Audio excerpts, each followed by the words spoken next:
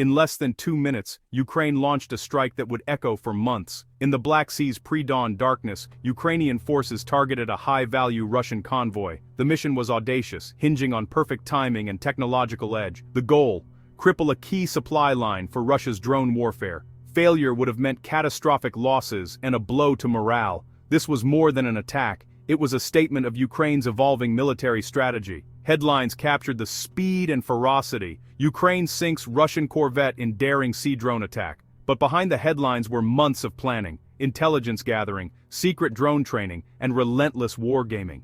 The operation blended human intelligence with autonomous systems, showing how a smaller force can outwit a larger adversary. The stakes were immense, with soldiers' lives hanging in the balance. Against the cold, choppy waters, Ukrainian command centers buzzed with focused energy. On their screens, dots of light marked friend and foe. The Russian convoy steamed toward its destination, unaware of the threat.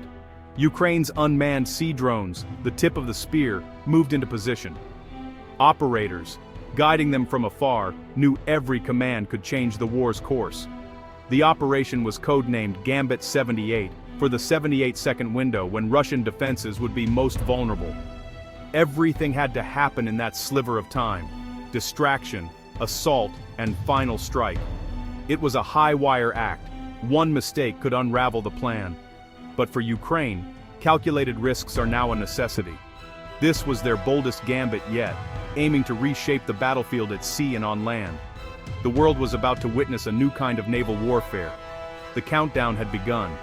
The Black Sea would never be the same.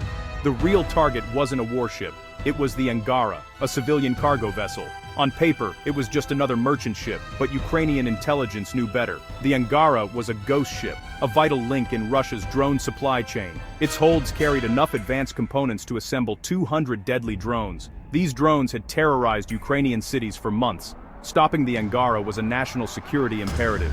The ship's journey was shrouded in secrecy. Transponders off, routes hidden, ownership obscured. But Ukraine's network of informants and satellites tracked its every move. The challenge wasn't finding the ship. It was striking it under the protection of the Russian Black Sea Fleet. The cargo's value was immense, but its strategic importance was even greater. Russia's drone program depended on these imported parts, as sanctions crippled domestic production. Destroying this shipment would create a major bottleneck, buying Ukraine precious time. The Angara was more than a ship. It was a floating arsenal.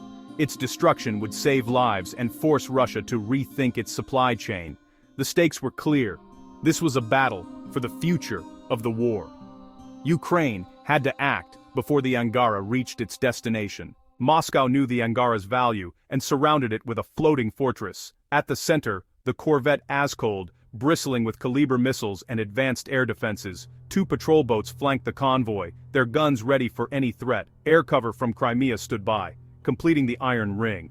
The Askold's radar and Panzer-M system could spot and destroy most threats long before they got close. Any direct assault seemed suicidal. Missiles would be intercepted, special forces boats shredded. Russian commanders were confident, believing their layered defenses were impenetrable, but that confidence was a weakness Ukraine planned to exploit. Ukrainian planners realized brute force wouldn't work. They needed to trick, overwhelm, and create chaos. A moment when a fatal blow could land. The risk of failure was enormous. If the Angara survived, Russia's drone war would continue. A new plan was needed, one built on deception and technological cunning. Ukraine would not go through the shield, or over it. They would go around it, using innovation as their weapon. The stage was set for a battle of wits, not just firepower. The Iron Ring would soon be tested, and its weakness would be revealed. Ukrainian intelligence dissected the convoy's every move. They noticed the Askold's crew focused outward and upward, expecting threats from the sky. The close-in defenses could be distracted. The plan, a 3-act assault unfolding in the dead of night. First, decoy drones would draw fire and attention. Next, a swarm of explosive sea drones would attack from an unexpected direction. Overhead, an aerial drone would provide real-time assessment and, if needed, a finishing strike. The operation was synchronized to the second, relying on the Russians reacting predictably to chaos.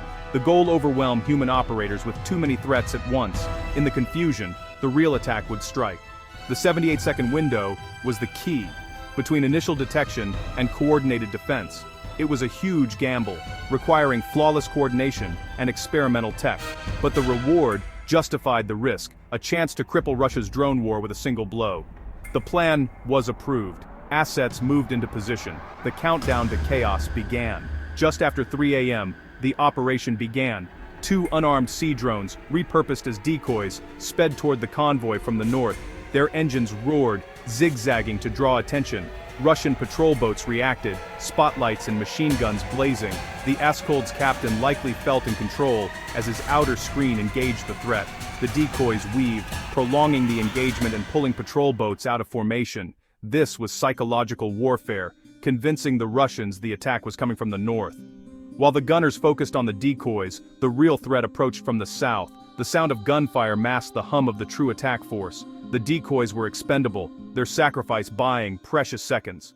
One exploded harmlessly. The other went dead in the water. To the Russians, it looked like a victory. But their focus was now elsewhere. The trap was set. The first act was complete. The main event was about to begin.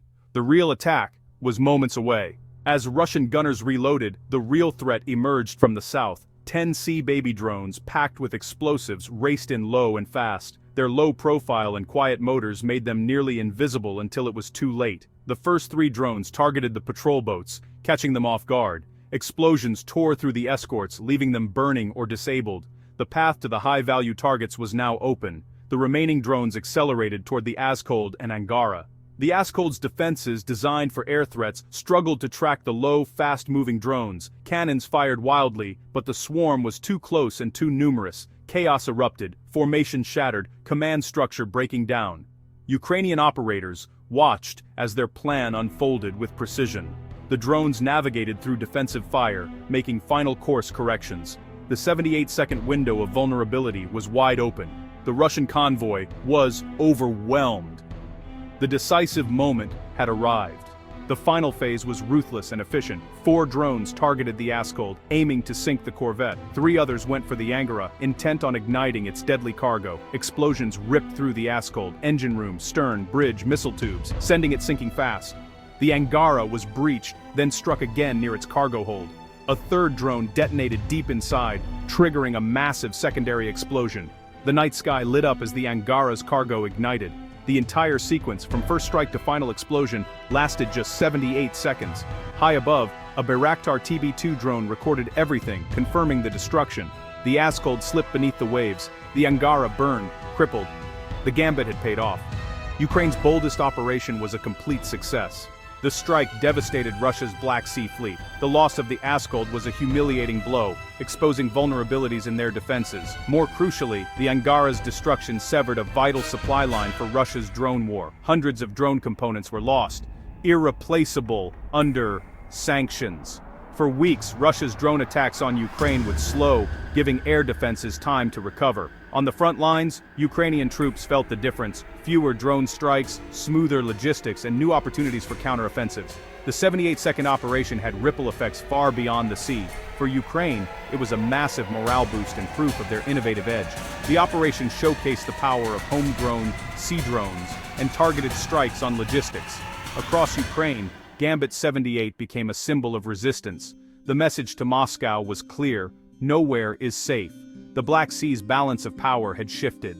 The Askold's sinking will be studied for years. It marks a turning point in naval warfare, where cheap autonomous systems can defeat expensive warships. The era of the big ship may be ending. Deception, sensory overload, and swarm tactics proved decisive. The Russian crew was overwhelmed not by firepower but by complexity. Future navies will need AI and automation to survive swarm attacks. Disposable drones are changing the economics of war. The side with the most unmanned systems, not the biggest ships, may win.